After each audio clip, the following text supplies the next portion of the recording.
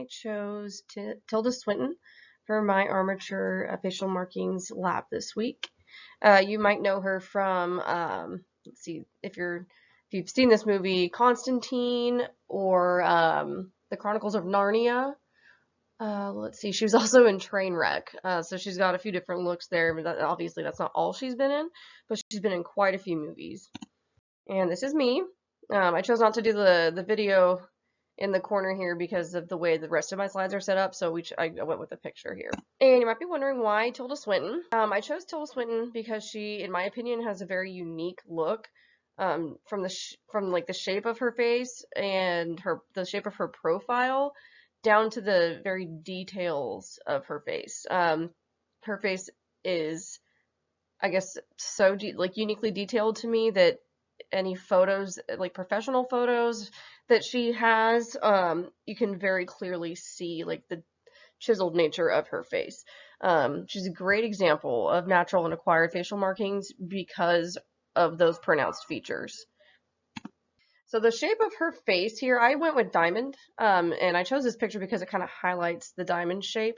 Her cheekbones are the widest part of her face, and you can see how the shadows play on her face to kind of create that diamond look down to the point of the chin. And you can see that her forehead kind of slopes up right here on the sides. And while her chin isn't exactly like a very pointy chin, the lines of the face do go down to the point of the chin. And I went with a convex plane profile because her brow line is fairly in line with her chin. But her forehead does slope backwards quite noticeably. Her natural facial features, facial markings, her philtrum is right here, and it's quite wide actually, so it's very, very noticeable. Her labiomental sulcus is right here, and it's pronounced by that shadow right there from the lighting in this picture. She does have a dimple right here, and as you can see, the nasal sulcus is easily seen in this photo right here.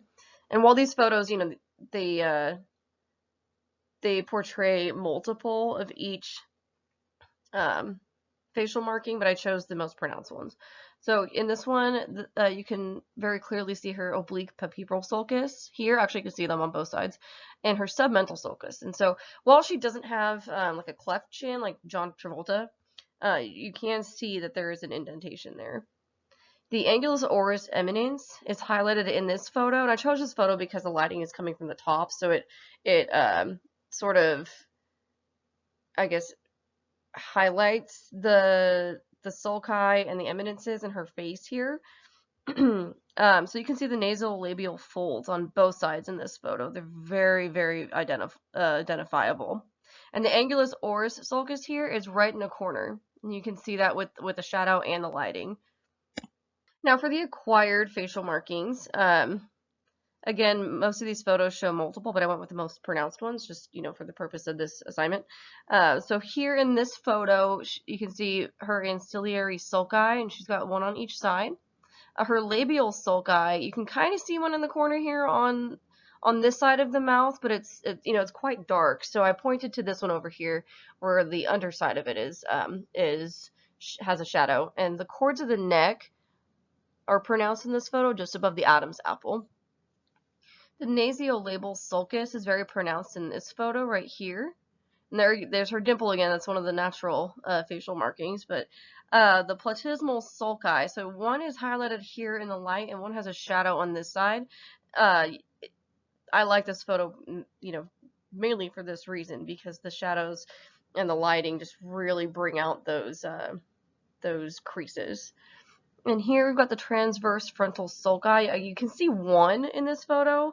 It was kind of hard to find photos of her with forehead wrinkles, so this is like one of the only ones I could find. And the buccofacial sulcus is pronounced right here. We've got the inferior pupibral sulcus right here, and the optic facial sulci.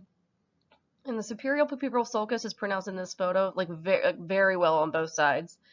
And the mandibular sulcus is right in the corner here. You can barely see it, but that was my presentation, and I feel like Tilda Swinton has some very unique features to look at.